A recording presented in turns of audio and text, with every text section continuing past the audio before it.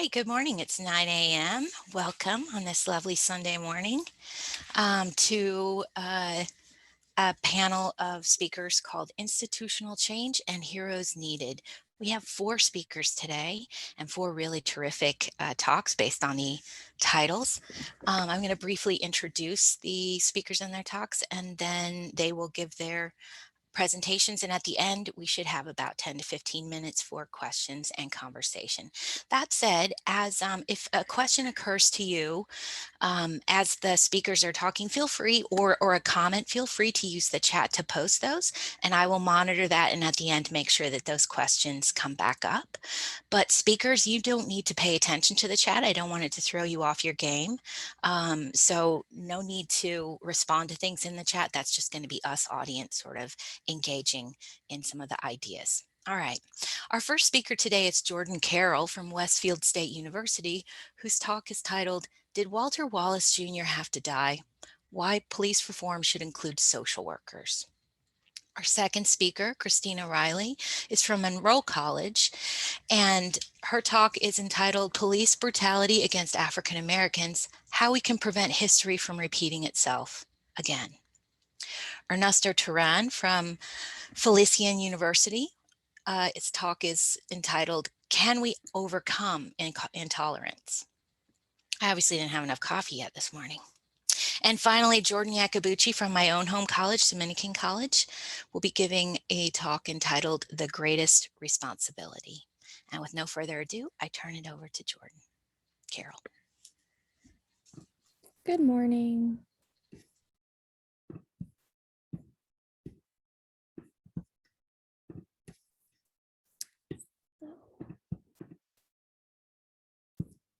Did Walter Wallace Jr. have to die? Why police reform should include social workers?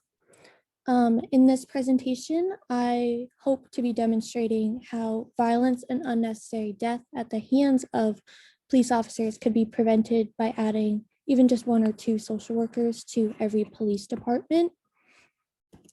So before I begin, I would like to show artwork done by an artist named Kehinde Wiley.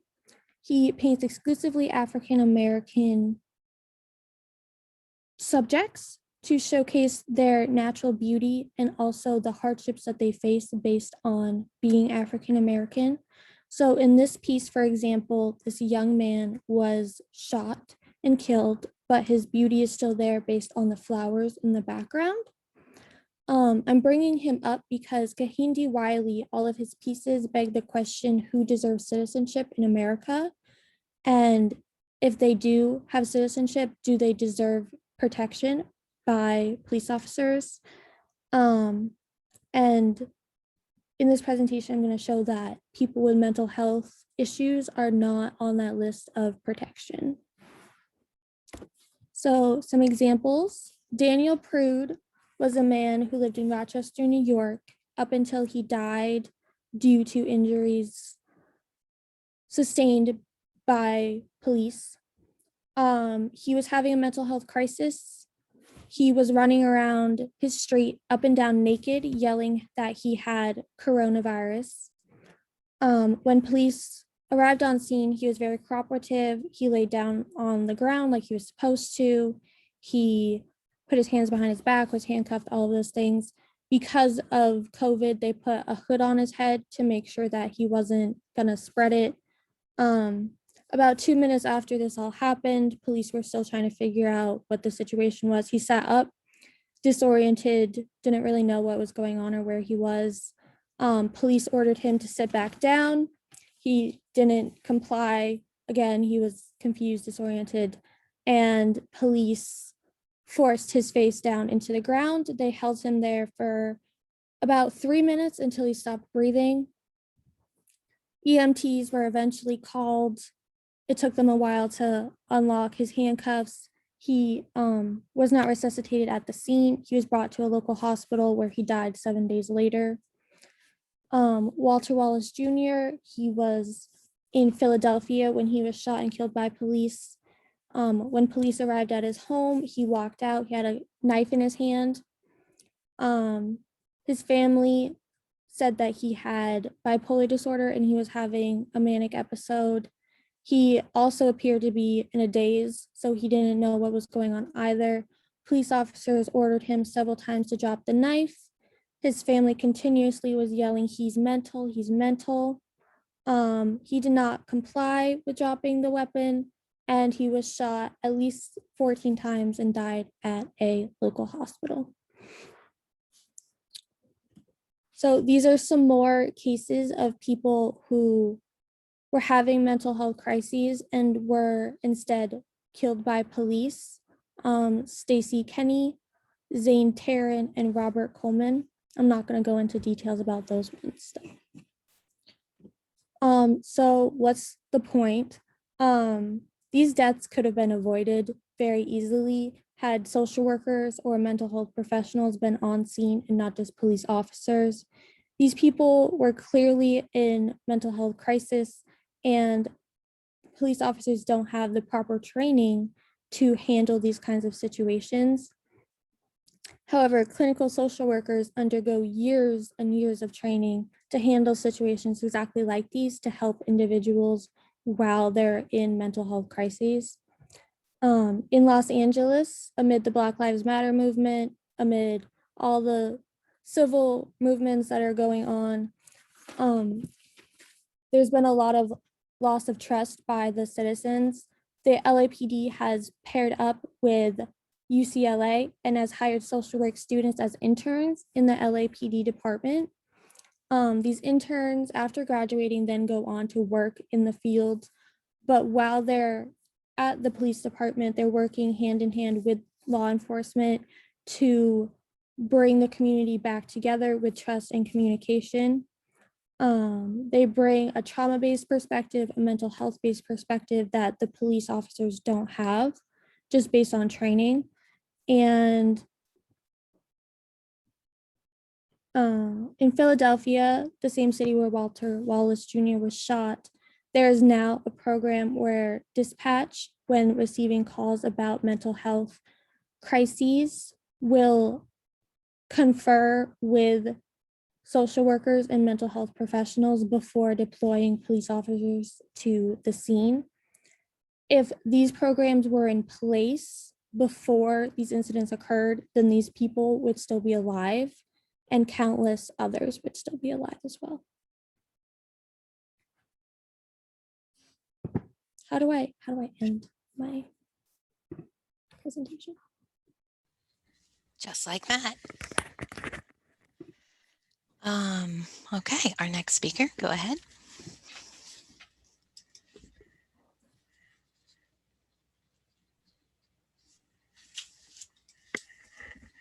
I'm so sorry. I'm a little bit confused on presenting. I've never presented through Zoom before.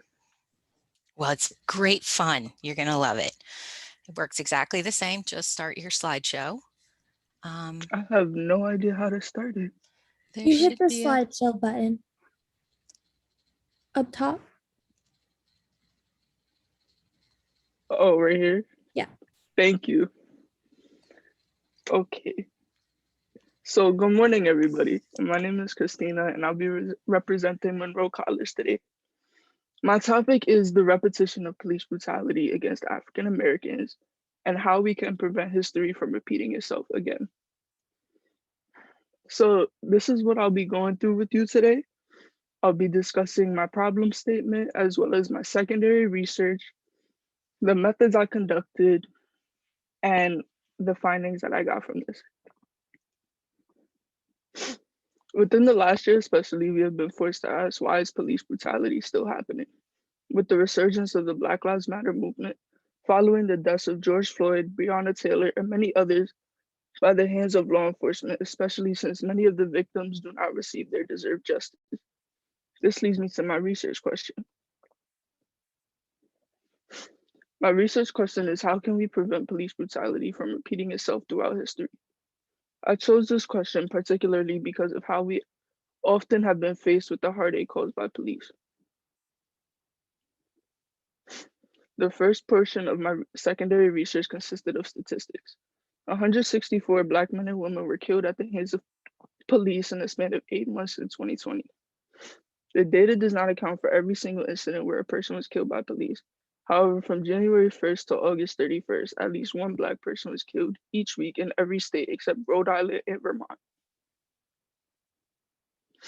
African Americans make up 13% of the US population, yet they account for the 24% of the population that is fatally shot by police. I also learned about when the oppression of African Americans by police began.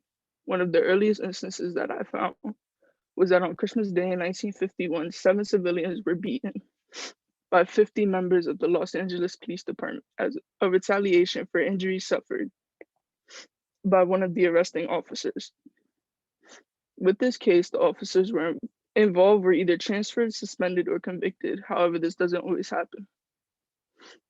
An instance where officers were not reprimanded for their actions was with the murder of Brianna Taylor. Taylor was a Black woman who was murdered on March 13, 2020, when 3 officers kicked in her door and shot her to death while she was sleeping. Another instance of police brutality that also occurred in 2020 was the death of George Floyd. Floyd was arrested for what an employee at a convenience store claimed to be counterfeit money. Shortly after police arrived, Floyd was pinned beneath 3 officers and unconscious for 8 minutes and 15 seconds, which had all been caught on camera.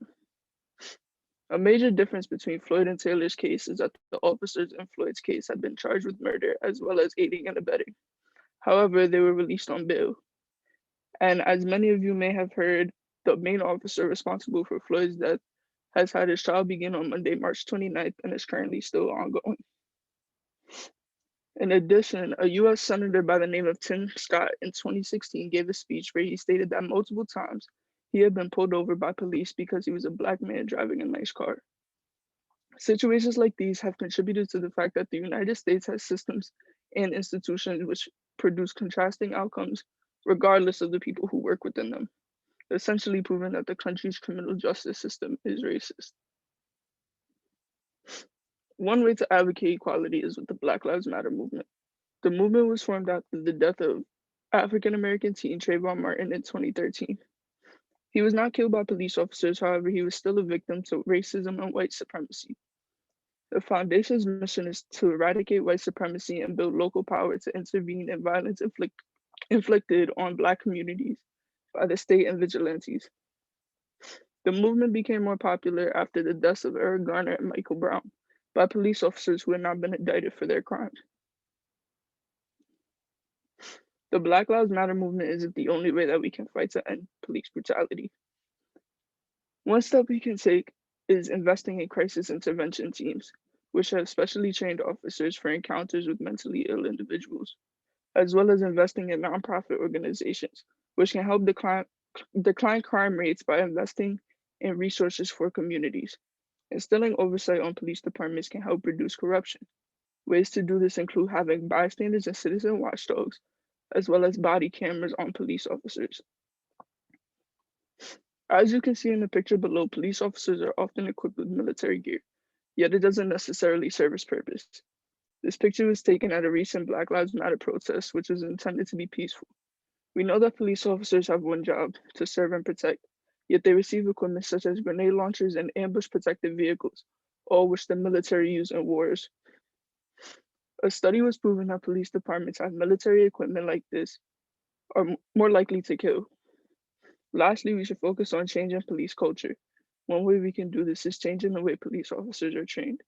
What this means is setting policies in place that require officers to de-escalate before using force, banning chokeholds, giving verbal warning before the use of deadly force, as well as requiring officers to report all use or attempted use of force.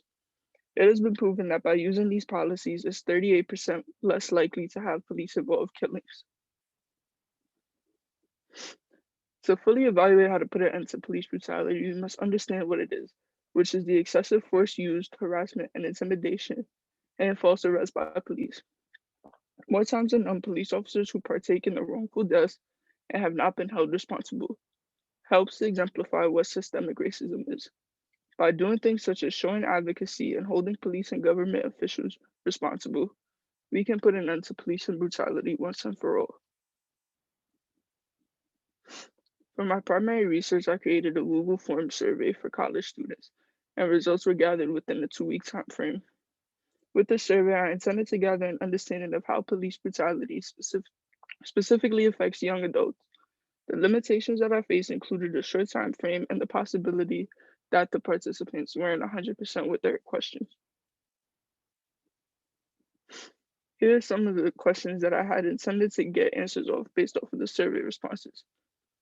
How do college students perceive police officers? Do college students believe police officers contribute to systemic racism in America? How do the experiences of college students in terms of police brutality affect their compliance with the police? And finally, how does the attitude that college students have towards the police affect their willingness to fight for ending police brutality? For the survey I conducted, I received a total of 61 participants. While I intended for more responses, I was limited to a short time frame. Despite this, I was able to receive adequate information on the research I conducted.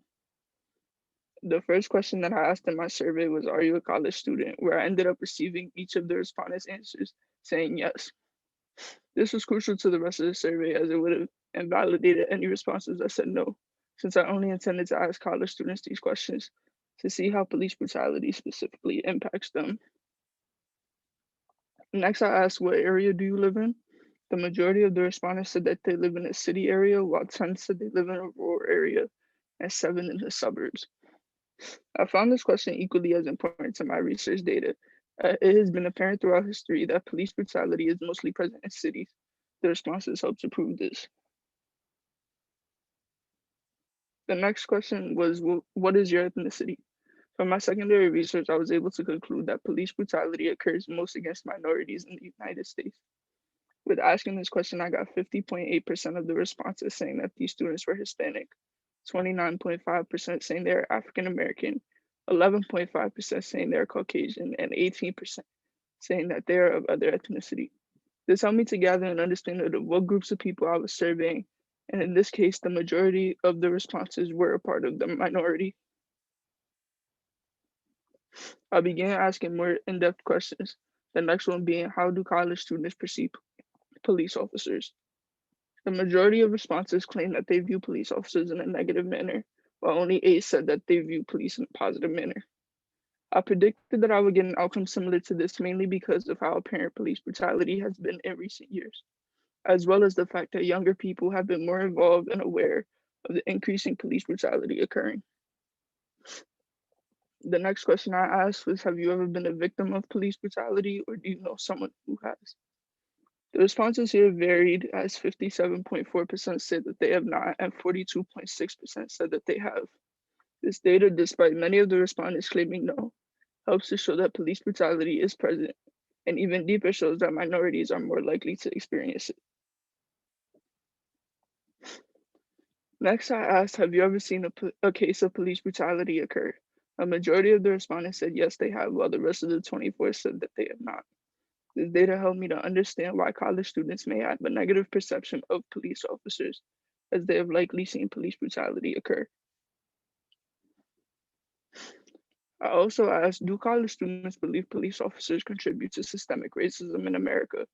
And only one of the responses said no, leaving the rest of the 60 responses claiming that police do contribute to systemic racism. This was important for me to consider because it will help me understand why I got the results that I did for the following question.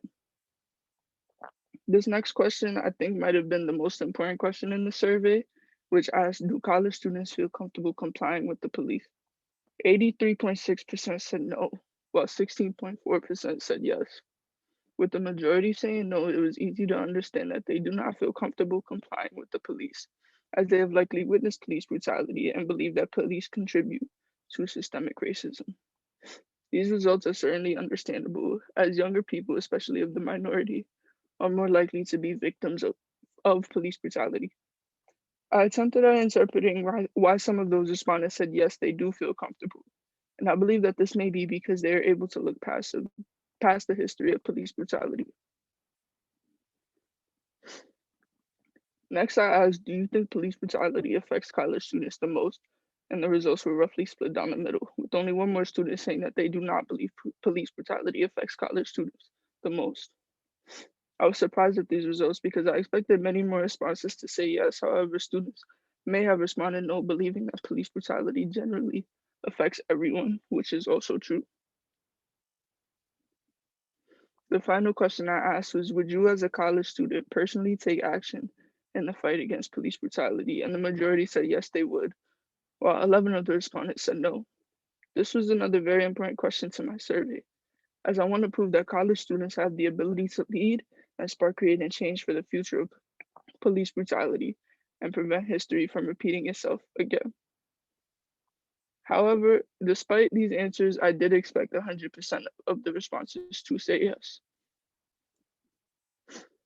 Overall, each of the research questions proposed were answered to the fullest extent within the survey. It became very apparent to me that college students perceive police officers in a particularly negative way. The majority of the respondents were both part of the minority and live in a city, claim that they do not feel comfortable with police, which helps to further prove that people within these communities are negatively impacted by the actions of police officers. This data can help to determine that the steps that need to be taken in certain communities to put an end to police brutality. Many of the respondents said that they had either seen police brutality occur or it has happened to them, which helps me to infer that after having experienced something so terrible, their feelings toward police officers may be based on fear. College students are essentially the future of the country, and we have the power to pave the way and initiate change that needs to come, especially since the negative perception that many have doesn't prevent them from wanting to participate in standing up for their beliefs. As police brutality has repeated itself time and time again throughout history, we are at a point where we can act to make a pivotal change for the future. Despite all the hardships that minorities have faced in terms of police brutality and systemic racism within the criminal justice system, there is hope. And us as young adults can be the first ones to initiate change and put an end to police brutality. Here are the references. And if you have any questions, feel free to email me.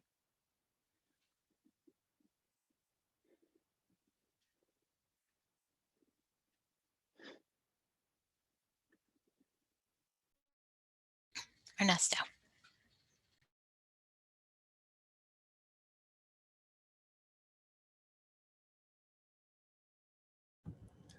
Can you listen to me? Okay. Okay, so good morning, everyone. I'm Ernesto Teran.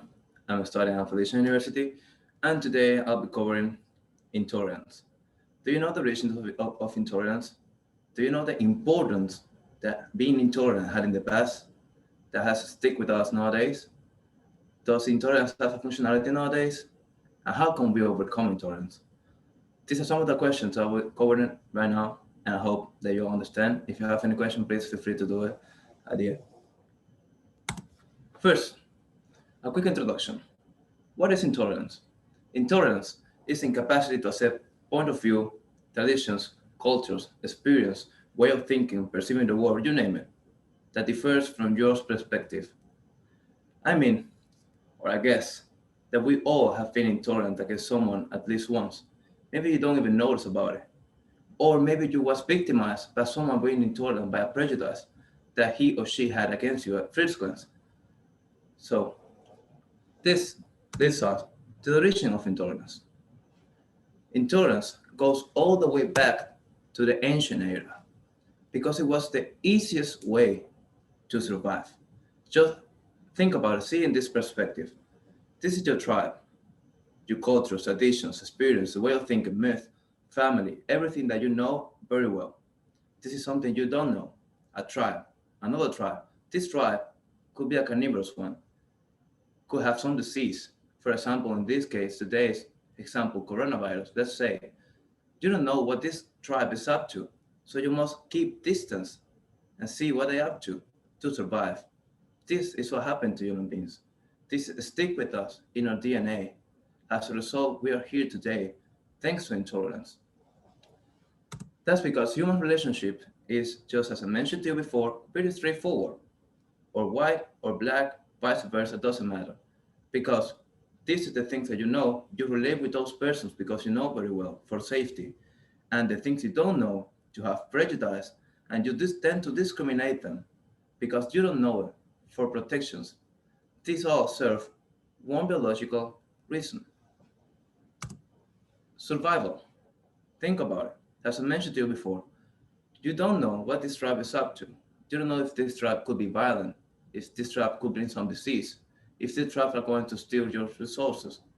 And this tribe, in other words, your tribe, is going to protect themselves. It's going to be intolerant against without even noticing for safety, has a defense mechanism. But this defense mechanism is activated by a psychological reason called fear of the unknown. As I mentioned to you before, if you don't know something, you have to be prepared for the worst. This is what has led us to be here. That fear, in other words, in ancient times, saved us multiple times from diseases, from danger. Because of being scared of first glance, you have prejudice. You discriminate this thing. You don't know if it's harm or not, but you do it anyways for safety motive, as I mentioned to you before. So in ancient times, if you were not scared of things, for example, jungle, a hide, or an unknown territory, you have your territory that you know very well. But would you go alone to an unknown territory? You don't know what kind of predators could be out there. You don't know what kind of tribes could be out there. So this fear of unknown made you to trigger prejudice in your mind and discriminate against those things that you don't know for safety motives. But does the fear of unknown have a functionality nowadays? Well, it depends. One good, I think, is a perfect example that I can give in where fear of unknown is really useful nowadays is exactly with this pandemic situation. Just think about it. Put an example that you are living in your house and you have your grandfather with you, living with you. He's 70 plus years old and he has problems of asthma. If someone, and you're going to work wearing your mask, keeping your distance of people, if someone that's not wearing a mask comes to you less than 6 feet without wearing a mask, are you going to let that person get into your zone that easily? Or are you going to scare and say, hey, please get away at least 2 meters from me, and if you could, please wear a mask? This is actually fear of unknown, but as I mentioned to you, these have a safety motives to protect yourself, to protect your family, to protect the ones that you love. But this actually triggers your prejudice. You don't know if that person actually had the vaccine on it, or he had coronavirus and is immune right now, but your first prejudice is negatively, and you discriminate it for protection motive.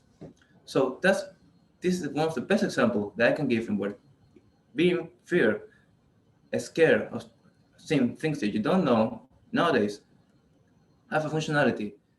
But apart from that, there's almost no cases at all because today's society is one of the safest time of all time.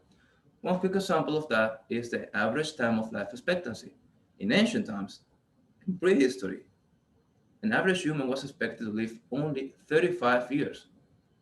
Meanwhile, today's society, an average human being is expected to live 72 years, almost 40 years of improvement. In these 40 years, we have overcome a lot of danger. So, in certain and specific situations, fear of unknown still being very useful, as I just mentioned to you with a code example. But in other examples, it's just leaving us to live a life full of prejudice because we all want to be prejudiced against everything that looks radically different from ourselves or something that scares us at first to us. We're going to be prejudiced and we're going to tend to discriminate that person, that tribe, or whatever because we don't understand it. It's something that we don't understand. We are scared of it.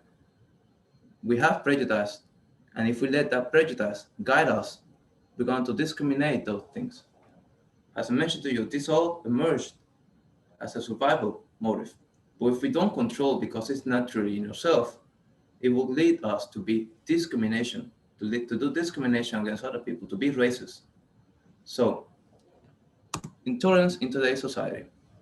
As I mentioned to you before, something that you know, you try, something you don't know, you discriminate against. This is what happens in today's society. The majority of people in every tribe, in every culture, in every country, this happens always.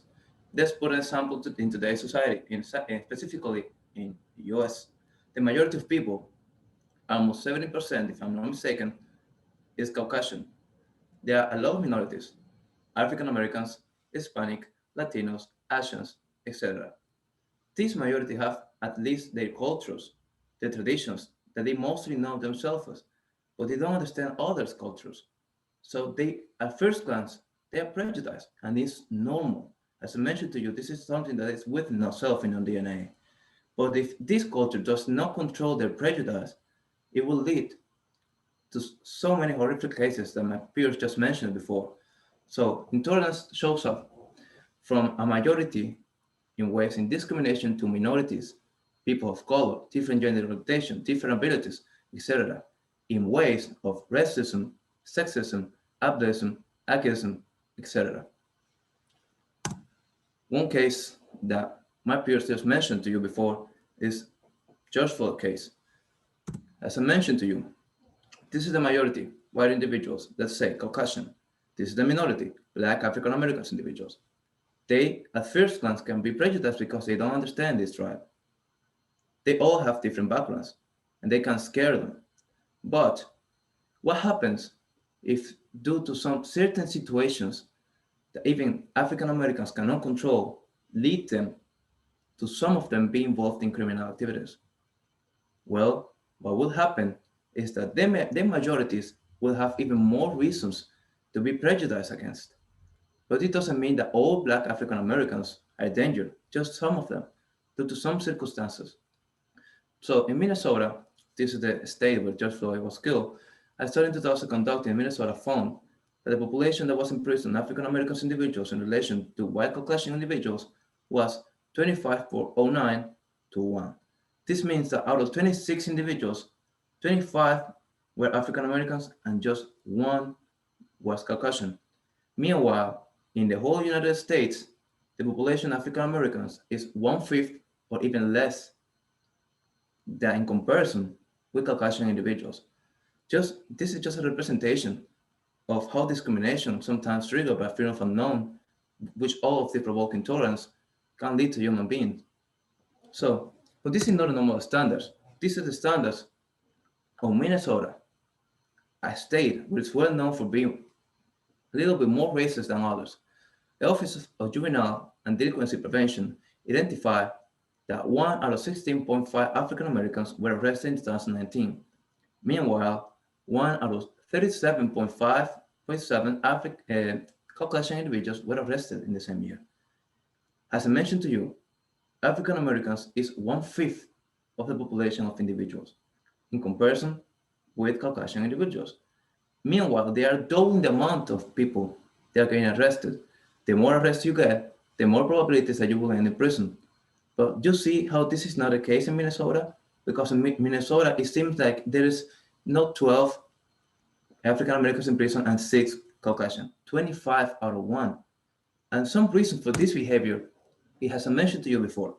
Some study has shows that due to socioeconomic status of African American individuals, they are more likely to be involved in crime. In other words, poverty. Poverty leads to some African Americans to don't have other choice. Maybe they don't even want to, but they have to be involved in crime in order to live, in order to can gain some money and live a proper life. If you're more involved in crimes, more arrests will occur. And as I mentioned to you before, this is the majority of people. They naturally are going to be racist or have some prejudice against the minority, naturally, for protection. And what happens in a city where this minority, due to poverty and some horrific circumstances that maybe they are not the fault, they have to be involved in criminal activities. What will happen is that the majority will have actually more bias and more discrimination against minorities. In this case, being affected the African American individual. This is what happened with George Floyd. I'm pretty sure that when George Floyd got into that restaurant or market, one individual saw it, one Caucasian individual saw George, perceived him as a threat, had prejudice, but did not control that prejudice. Let that prejudice guide him. Called the police, told him that George Floyd was a threat. And the police came with this mentality that George Floyd was a threat, but it wasn't. And in a city with this perception, as I just mentioned to you, that African Americans are involved in crime, obviously not all of them, but this is what prejudice does to you. The police came with this mindset, blinded by the prejudice, and we know how the story ended. So this leads to the big question of this: can we overcome intolerance? Is it possible to achieve true tolerance? Well, of course it is, but it's not easy.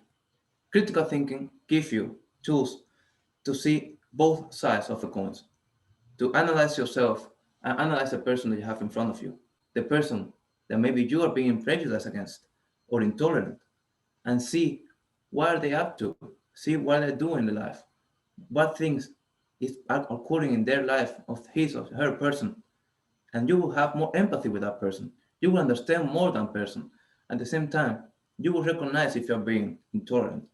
So critical thinking gives us a three-step model to overcome intolerance.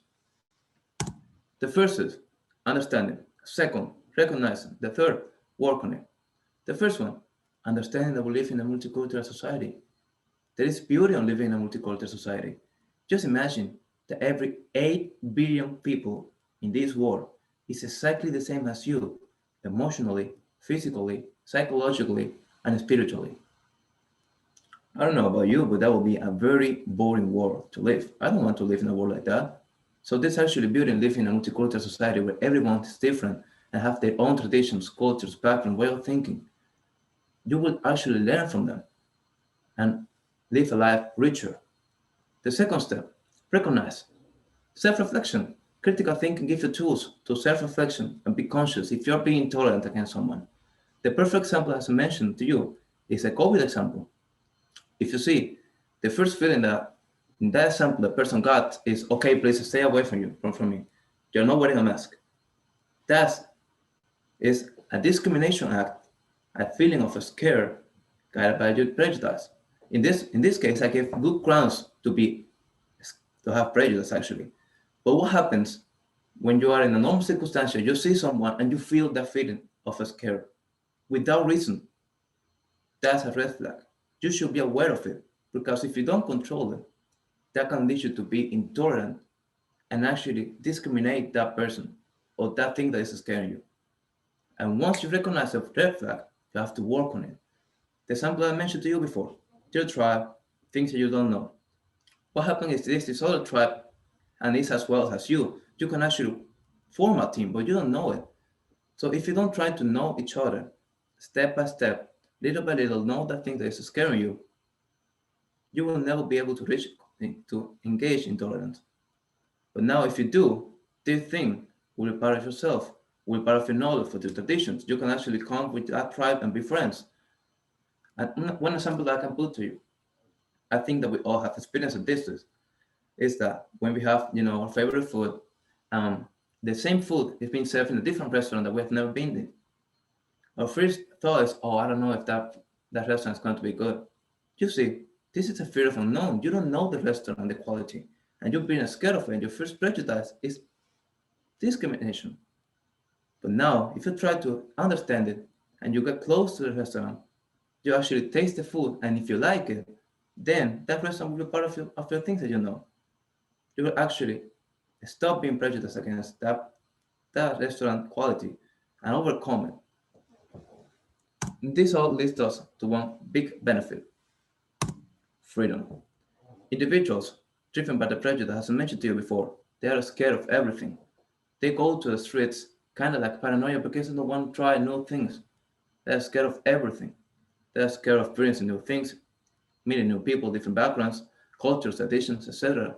So if we actually learn to overcome intolerance through critical thinking, we can live a life free of prejudice, free of that feeling of incarceration that is attaching us to being prejudiced. In conclusion, we see the importance that intolerance had in ancient times. It helped us to survive a lot. But that doesn't mean that necessarily in all situations, intolerance or fear of unknown nowadays will be useful. Maybe in the example that I mentioned to you, the coronavirus.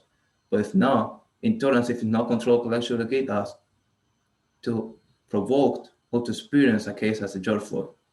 Third, through critical thinking, we can actually recognize, see both perspectives, and learn from other people. And we can work on improving intolerance by the three-step model that I just mentioned to you: understanding, that we live in a multicultural society, and that's beautiful. Recognizing when we are being intolerant and work on it by improving ourselves, knowing that things is scaring us, step by step, little by little, until it is within us. In this way, we can achieve true freedom. If you have any questions, you have my contact details. You can email me at any time. I'll text you back. Thank you. Ernesto, finally Jordyn.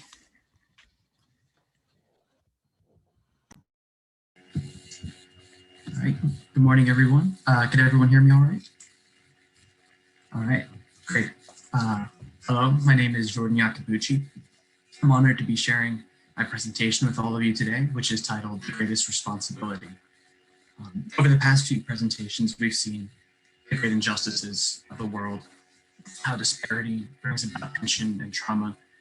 The presenters that came before me are tackling major social problems and striving to make the world a better place. For my paper, I'd like to talk about Spider-Man. Now, you might be thinking that this presentation seems a little bit out of place amongst this panel of social warriors, but I believe that our topics couldn't be more related. My colleagues, whom you just heard from, are heroes, fighting for what they believe in, fighting for what the world needs. In my project, I would like to break down exactly what makes a hero. See, the topic of my presentation might be Spider-Man at face value, but at its core, this presentation is on the nature of heroes. And in it, we will address three major questions. The first, what is the role of a hero? And what is a hero? The second, who are the heroes of today?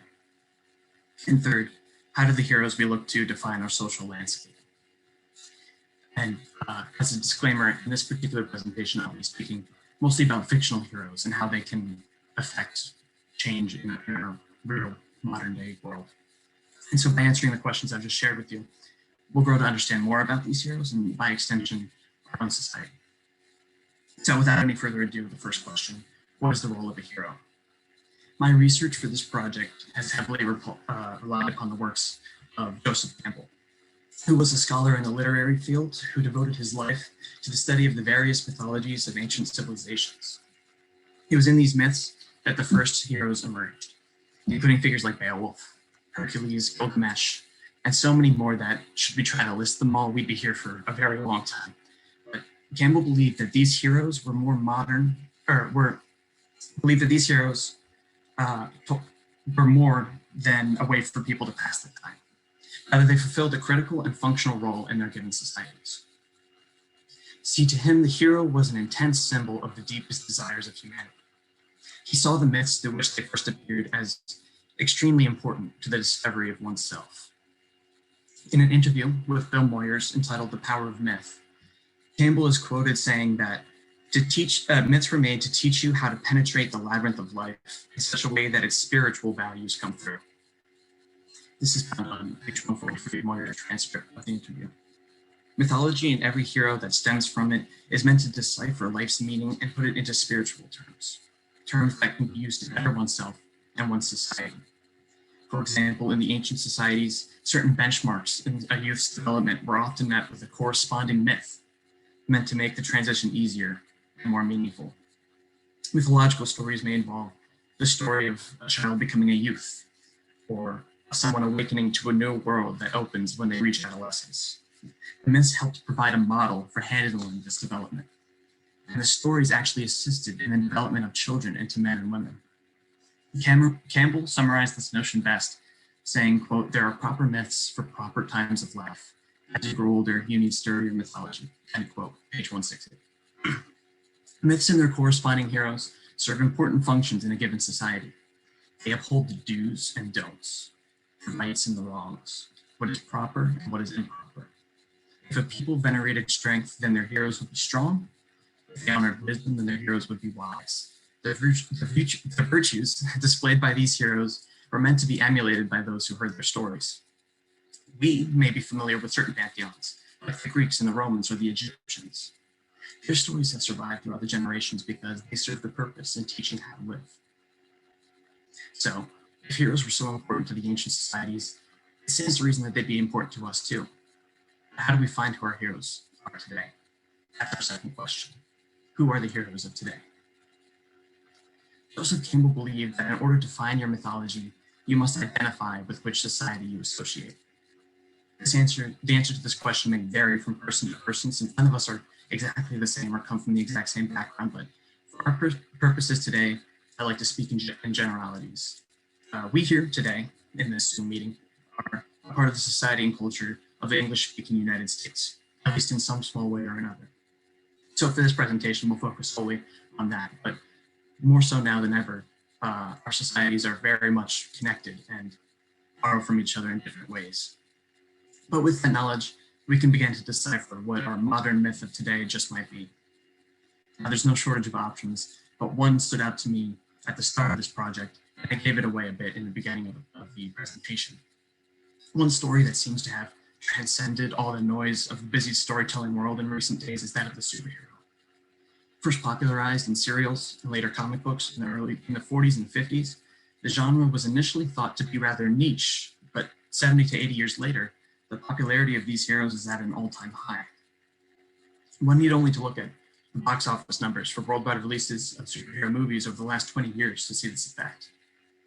Now, whether this surge of popularity proves to be a fad or not, there's no doubting that superhero stories have become the dominant genre of this particular time in this particular place. Characters like Spider-Man, Batman, Superman, and Iron Man have become household names. New movies, television shows, comics, and even stage productions starring these characters seem to be coming out every week. Children dress up like them, for that matter, adults do too. They seem to be everywhere we look. But mere popularity can't define myth. There needs to be something more, something of social value, in order for these characters to transcend from mania into myth. Which brings us to our third and main question for today's presentation. How do the heroes of today define our social landscape? The answer to this question proves to be quite vast. See, on a large scale, perhaps they represent our desire not to be powerless, to see superpowered men and women facing down problems we don't have the strength to deal with ourselves. Vicariously gives us a sense of power that we don't have otherwise. But what do each of these heroes represent on an individual scale? There are literally thousands of them, and for each their social value may prove slightly different than the last. This is where Spider-Man finally comes in. For the purpose of my project, I couldn't study the genre as a whole, so I selected a single superhero to answer the question in an effort to avoid tackling too much in one sitting. I felt that this character perfectly fit my project's needs. He has a rich history to look through, and much has been written about the character in the time since. And on my full paper, I deal with many different aspects of the character and what they say about our society's values and realities. Now, I don't have the luxury of sharing all of that with you today, but I would like to share one particular aspect to give you a sense of the broader scope of my project. That aspect is power and responsibility. For some of us, there is a pull to glory or to power. And sometimes this can be treated like a bad thing. Like a lust for power will lead only to destruction. And in many ways, that's true, but it fails to capture the root of the problem. It's not that too many people crave power. It's that they're unwilling to accept the responsibility that goes along with it. No doubt most, if not all, of the initiated superhero patrons are familiar with Spider-Man's famous catchphrase, which appeared at the same first issue that he did. It dealt with the themes of power and responsibility. It began in 1962's Amazing Fantasy number 15. The events of this issue see Peter Parker retain his spider powers and immediately use them, as many of us would, to garner fame and fortune. However, his self-centeredness led him to let a criminal escape when he had the power to stop him. A tragedy strikes that same night when a criminal breaks into his home and murders his uncle in a botched robbery. The issue ends hauntingly, with Peter's realization that with great power must also come great responsibility. Now the quote has existed in other forms before Spider-Man's creation. It has become synonymous with the hero. In fact, a quick Google search will reveal that it's alternatively known as the Peter Parker principle. It has appeared numerous times in word and theme throughout his mythos, including comics, television, and movies, and it even appeared in a 2015 Supreme Court ruling. Now, this principle is a driving force for Peter Parker on his many heroic endeavors. So long as he is entrusted with incredible power, he vows to use it responsibly to protect the innocent and the weak, and never for selfish gain. This is a lesson akin to any number of mythological fables endeavoring to impart good morals on any listeners. The fact that this character attempts to teach a lesson to its readers, one that they have since emulated or at least quoted in their own day-to-day lives, relates back to Campbell's assertion as to what begins the process of the character's mythologization.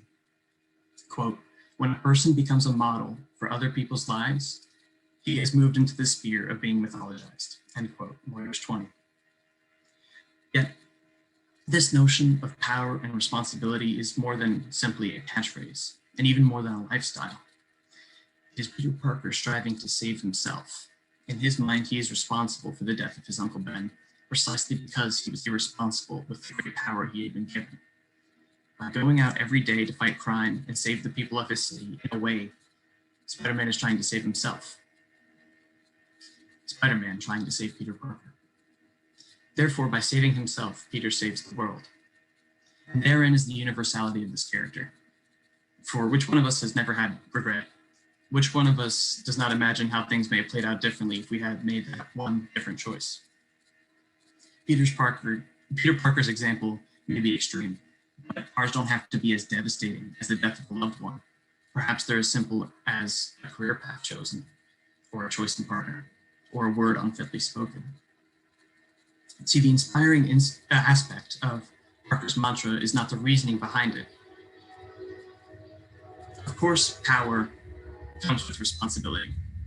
Everyone knows that. Rather, the inspiration comes from the fact that he lives every day in pursuit of living up to that phrase, and that maybe, just maybe, we can too. So, is any of this really important? Is this really on the scale of all these other social problems? Well, the answer to that is up to us. Campbell says, myths inspire the realization of the possibility of perfection. The Power of Myth, page 183. Readers can look at the character of Peter Parker and see someone who failed, just like them, but who was able to use his grief and pain to overcome evil and inequality. Looking at his example leads many to wonder, if he can do it, why can't any of us? In this way, Peter Parker as a superhero does indeed have a great responsibility to serve and protect.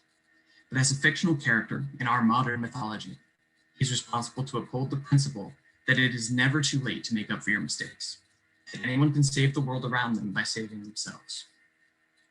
Spider-Man's responsibility may be to the people of New York City, but his greatest responsibility is to each of us.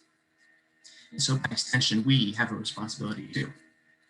Where we have power, we have the responsibility to use it for good. One of us may not have the ability to end prejudice and injustice in our world, but we do have the power to end it in our own lives.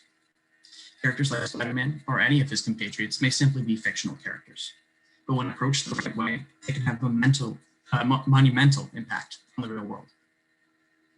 So I hope that my presentation today has given you, if nothing else, food for thought and a taste for what my full project has in store. Perhaps after today, you'll look at pop culture differently and look at the heroes that you're told to look up to and wonder why, what social aspects they may have on, and how they may affect your future. Maybe after today, you'll try to emulate your favorite superhero in whatever small ways you can. I hope that you have enjoyed the presentations at this conference, and I'd like to thank you very much for listening to mine.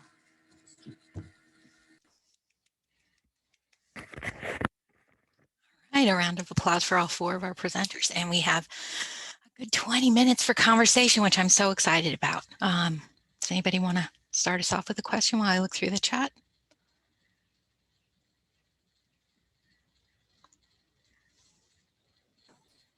I have a question. Please go ahead, Ashley. How long did it take all the presenters to do the research that they needed to do? It took me about 2 weeks for my survey, and then a week behind that because I took my time doing my secondary research.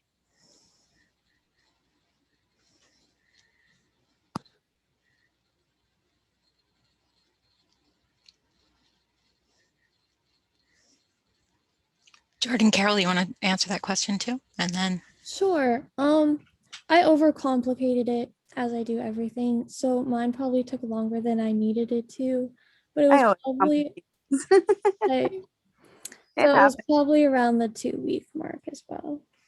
Nice. Overcomplication is just called research, Jordyn. Exactly. And other Jordyn?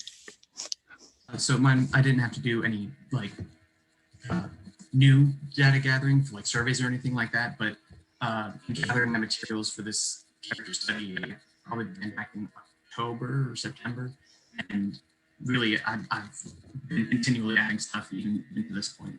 So many months.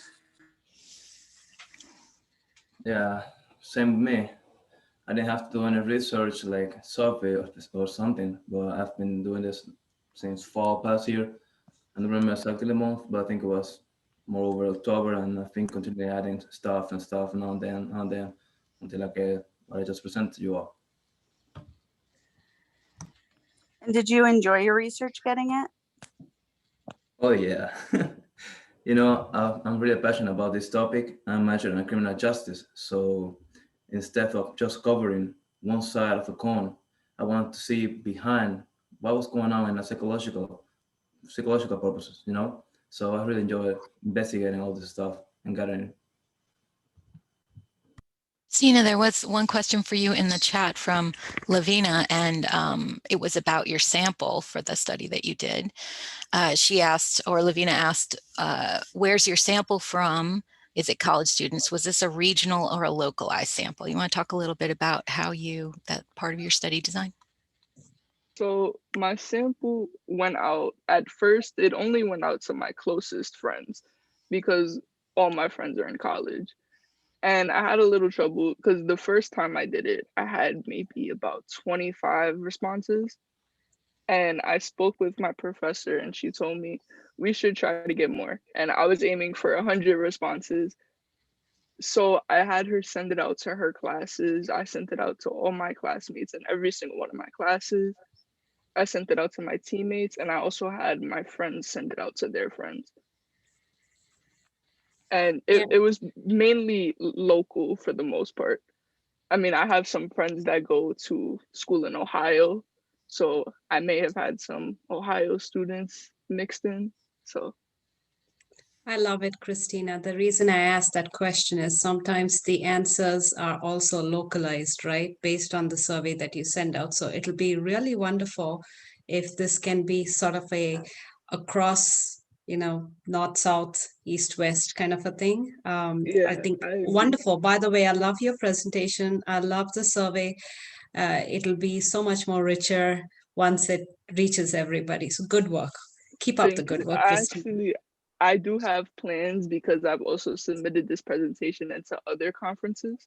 So I'm hoping to spread it out, especially being that everybody's home right now. I know people that from Monroe because we're in a city. I know people that go back home and are all the way upstate. So having them spread it out and then it jumping across the map, I feel like would be really cool. Good luck. Good luck. There also might be opportunities. I don't think we always take advantage of this, but we have this group of colleges together make connections at conferences like this, because then you might be able to tap into another school in terms of maybe working together with, say, a Dominican student who's testing attitudes about a related subject, and you could pop some questions into their survey and draw data that way too. I think sometimes we don't really think about those options. Other questions?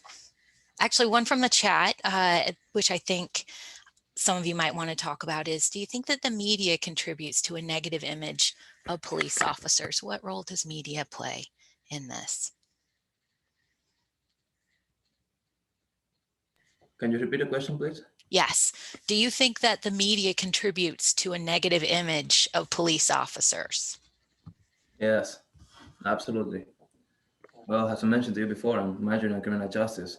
And actually, the amount of cases that goes wrong within the criminal justice system are really low. But you know how media needs to create views, to create news, to create expectations and keep people engaged. Maybe as human beings, we tend to see more bad things rather than good things, as I mentioned to you before. So this is what media does. If media in reality shows up all the cases that goes well and the cases that goes wrong, I'm completely sure that the criminal justice system will not be perceived as bad as it is perceived today. But this is what happened, I guess maybe you have to make money. So is it more or less the question? I guess. I don't know. It's business. But absolutely, I could tell you. I would also like to say that it kind of varies, but like we all know, the media is biased.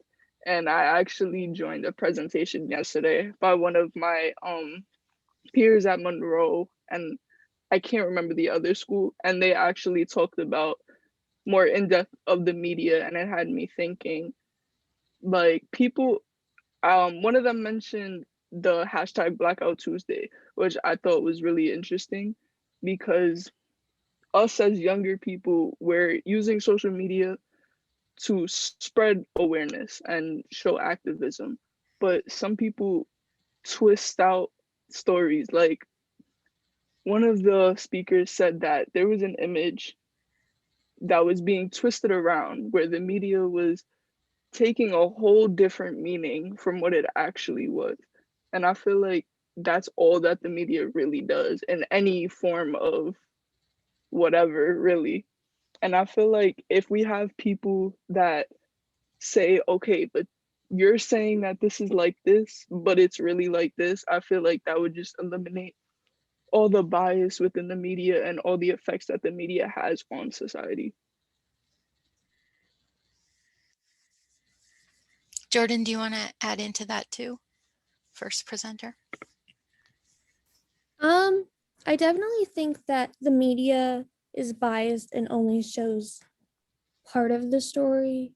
And for that reason, people can jump to conclusions and talk about things without knowing like all the facts. And I think that that's why I did like so much research about it, because when people are killed by police, like the mental health illnesses that people were suffering from that I discussed earlier, nobody really picked up on that part. And I think that that was like key to why they died. That's so, I'm not very articulate right now. I apologize. Media definitely does have an impact on our perception. I think that was a very articulate answer. I want to ask a follow-up to that because you guys are all talking about from different angles such an important and such an important issue right now. What pathway can we make towards something that's better? I'm going to suggest that you start out, Jordyn, with talking about that in relationship to your point about social workers, and then everybody, like what are your ideas about how we can move forward and perhaps put this right? Yeah, so in my presentation, I talked about adding social workers onto police forces. So with budgets being what they are, you can have unpaid interns as students. You can give them, school credit for that, or they can be on dispatch, or you can take part of the police department budget for the mental health professionals. I don't know budgetary restrictions or anything like that, but I do know that that's one of the main concerns is how are we going to pay for it? But honestly, if people are losing their lives because of these issues that can be solved, is there a price that's too high to pay to prevent those acts from happening? Thanks. Anybody else want to talk about that? In as most of you saw in my final slide, I underlined that there is hope. And I feel like for my research, being it based on college students, a lot of us are very active in the media. A lot of us know a lot of people and are able to network with other people. So I feel like it really can start with one person and just spreading out how you feel and addressing what's right and what's wrong and what needs to change.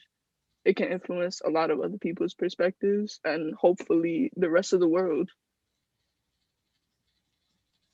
Just to piggyback off of what Christina was saying.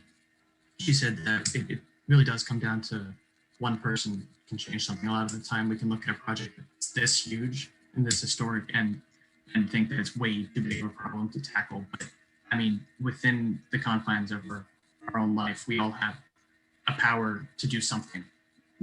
We have the responsibility to ask ourselves, what can we do and what can't, and what should we not do?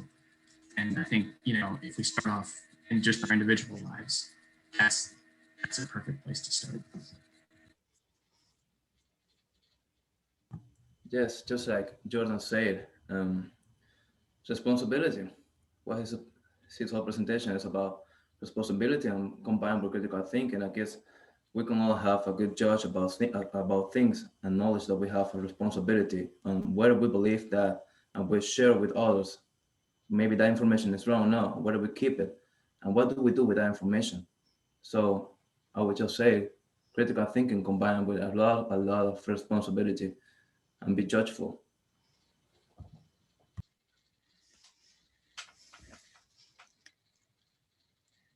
Anyone else have a question that they want to bring to the group? There are a couple of really long and wonderful commentaries in the chat, so I hope everybody's able to see that. Go ahead. Jordyn, this is for you. I love the representation, the picture that you showed in the beginning. I love it a lot. Could you speak more as to why you chose that specific picture?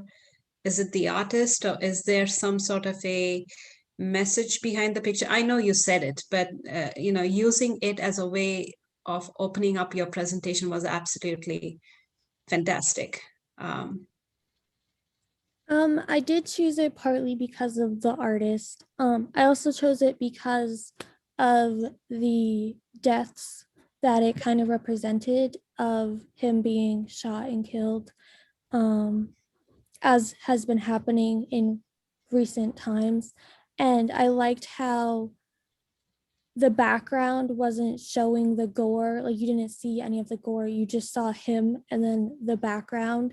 So it really showed off like who the person was before like his life was taken. And I think that that's why it really resonated with me.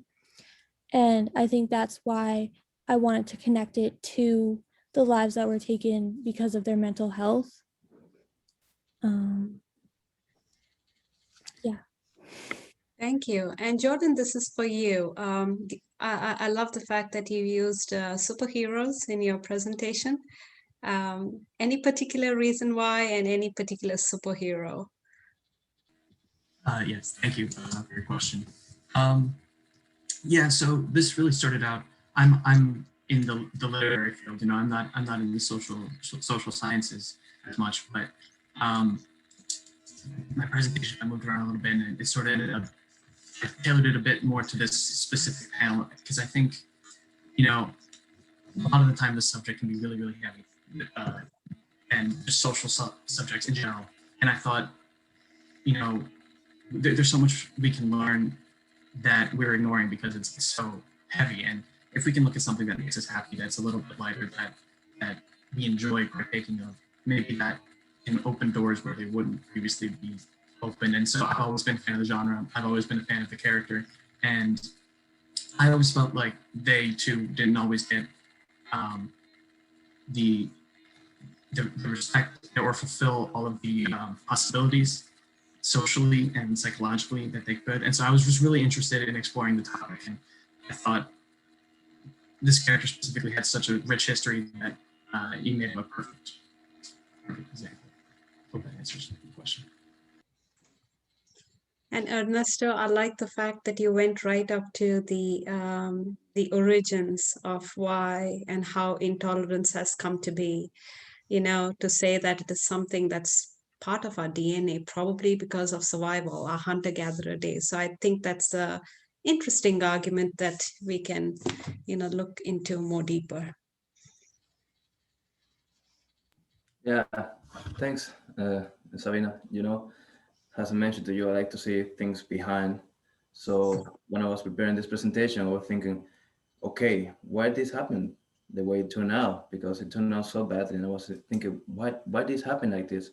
So then I started to figure it out that this is something that I've committed, that maybe we all have committed, even with the restaurant example, with just something that simple, we commit intolerance. We are intolerant towards something that simple. How are we not going to be intolerant against someone that we don't know? So yes, I guess this all is within us, it's in our DNA, and it's our responsibility to stop it and to try to change it step by step, just little by little.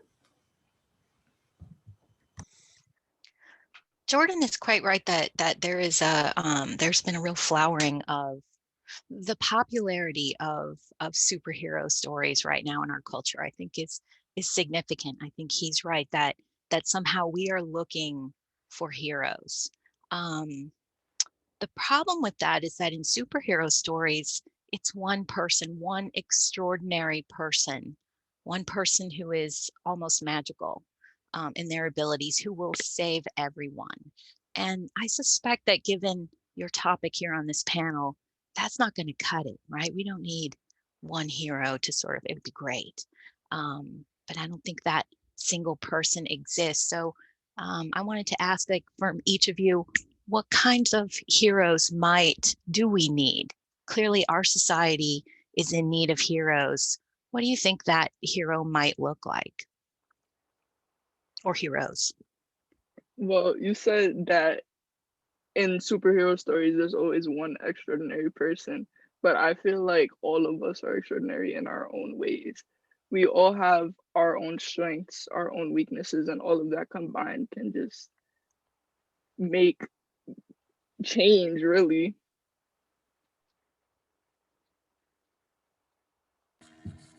Yeah, I think it does have a lot to do with coming together, because you look at the popularity of superheroes.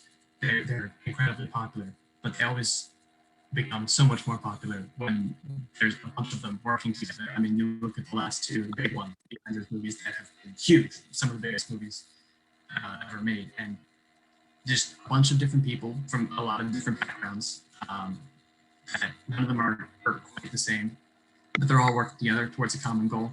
And while it's all the fantasy nerd out stuff, we can kind of take that lesson ourselves, that we can, we might fight battles individually, but when we come together, we're going to be a lot stronger. And it sounds flowery, but it's true.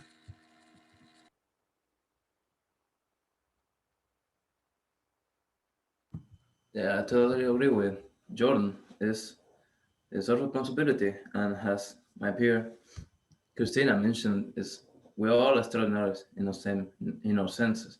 It's our responsibility, and it's a way to achieve, you know, our goals as individuals. Maybe for you, our goal is helping to others. Maybe for you, helping to your family.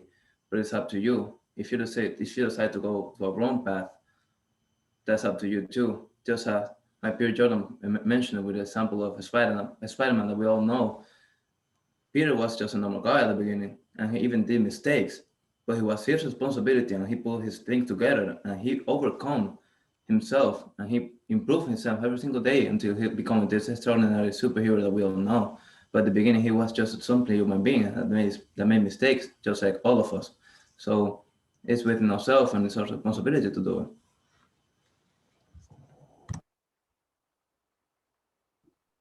Like everybody was saying, just to reiterate, we all do have powers within us. I think we all just need to be brave enough to put them to use.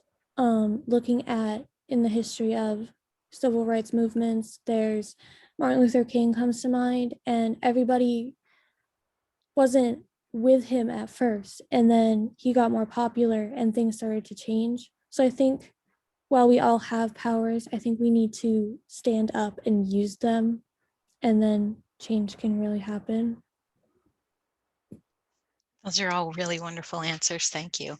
I also want to give a shout out to young people. I think young people your generation has led the way on many of the most important movements of our time, on climate change, on the importance of every life. It's young people who are out on the front line calling the older generation to account for our backwards ways of thinking and our biases and our failures to confront our own intolerance. So kudos to all of you young people. And Kat is also right. It's up to all of us. We have to discover as Jordyn would probably say, the hero within. If we're going to solve these problems. We might have time for one more question or comment. Anybody? Hey, really super proud of my student, Jordyn Carroll. She did a great job. I just wanted to say too that the name of your guys' panel is institutional change. So I think it's a lot of weight that young people sometimes take on themselves. And you guys, again, I always say the same thing that you were saying, that young people change the world. Old people don't change the world. So like that's in every single movement since the beginning of time. But I just want to make sure that when you're thinking about your careers and the ways in which your research will impact the world, make sure you're thinking about institutional change. Because if you think about individuals, we all have to do something. But your guys' work is really less about just at the individual level and about how are these things broken overhead, right? Somebody put the thing about doctors being heroes, but we all know that during the coronavirus, doctors were working with less resources than they really should have been. And that wasn't about them because they were giving everything they possibly could. It was more about what were they getting institutionally? Where were the vaccines coming? What kind of PPE were they getting from higher up? So we definitely need to think about, like, for example, Jordyn's thing about mental health. What kind of resources, what can we demand of these bigger institutions to really change things down here? Because we could be walking around forever in a circle trying to change. It's not about individual police. I have police in my family. It's about the institutional level of up here. So we just need to keep thinking about like what needs to change up here that you can help with. I have to agree with Zara. We have to think about institutional change. We do have personal responsibility, but we also have to look at how institutions in our country can be changed. So I just want to say, shout out to my student, Ernesto, good job. And to all of you, you've done amazing. And I wish you the very best as you look forward towards making this institutional change. Well done, well done. Thank you to our presenters and audience. Let's go out there and make this world better. Thank you all. Great panel. And I'm just going to jump in for 1 second and just remind everyone that 11 o'clock we have the closing of the conference and the award ceremony, if anyone can join in for that. And then next week, don't forget, students, there's the NRHC Expo and Grad Fair at 4 o'clock on Thursday. There's going to be prizes, so it'll be a lot of fun. And then next Friday for the staff in the room, we got the business meeting. And then the students have a student caucus where you guys can give feedback on your experience. And if anyone is interested in potentially serving as a student representative for next year's conference, there's that opportunity as well. So just keep an eye on your emails because we're not quite done yet, but great job everybody on your presentations. Thank you, Kat.